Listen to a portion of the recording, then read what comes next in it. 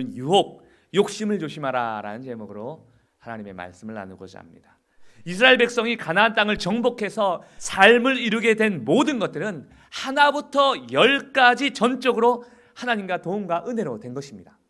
그러므로 앞으로 이스라엘 백성이 가나안 땅에 살아가야 할 삶은요, 하나님과 함께하는 삶, 하나님을 따르는 삶, 하나님께 순종하는 삶, 바로 이 신앙의 삶을 위해서 하나님께서 이스라엘 백성에게 가나안 정복 때에 요구하신 것이 있습니다.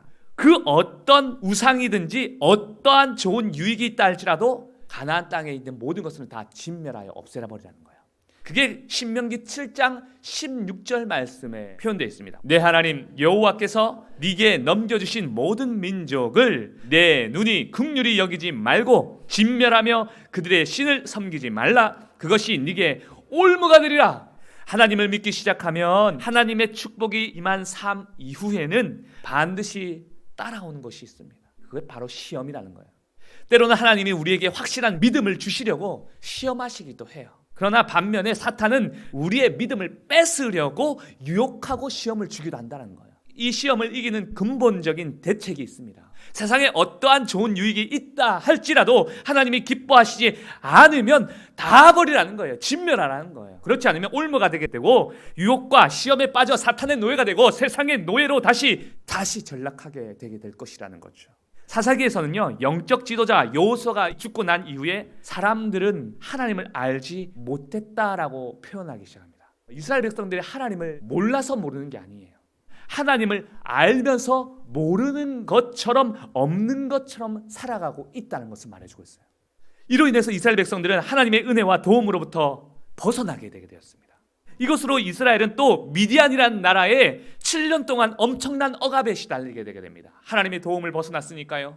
여러분, 그래도 다행인 것은 그들이 고통 가운데 하나님께 부르짖었다는 것이죠.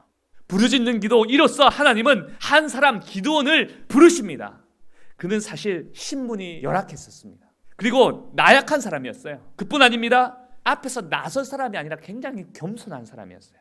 그 신분을 그가 잘 알았죠. 그런 그가 반드시 너와 함께 하겠다는 이 말씀으로 인하여서 그 믿음 안에서 강한 자, 큰 용사가 되게 됩니다.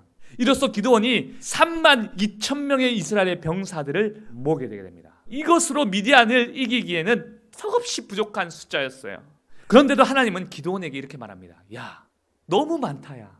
300명만 그의 곁에 두게 하셨습니다. 그럼에도 불구하고 기드온과 300명의 용사는 13만 5천 명의 미디안 대군을 격파하고 전쟁을 승리로 이끌어내게 됩니다.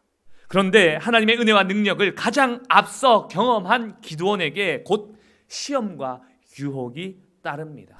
전쟁이 대승으로 끝나자 백성들이 전쟁 영웅 기드온을 왕으로 세우고자 했던 것이죠. 이때 기드온이 공식적으로 고발합니다. 그게 사사기 8장 23절이요. 기드온이 그들에게 이르되 내가 너희를 다스리지 아니하겠고 나의 아들도 너희를 다스리지 아니할 것이요 여호와께서 너희를 다스리시리라. 하지만 그의 말은 진실이 아니었어요. 하나님과 백성 앞에서 아무것도 내세울 것도 없음에도 불구하고 그 모든 영광을 이용하기 시작합니다. 그는 백성들에게 모든 금 귀고리를 가져오라 명하고 그것을 자기 것으로 취하기 시작합니다.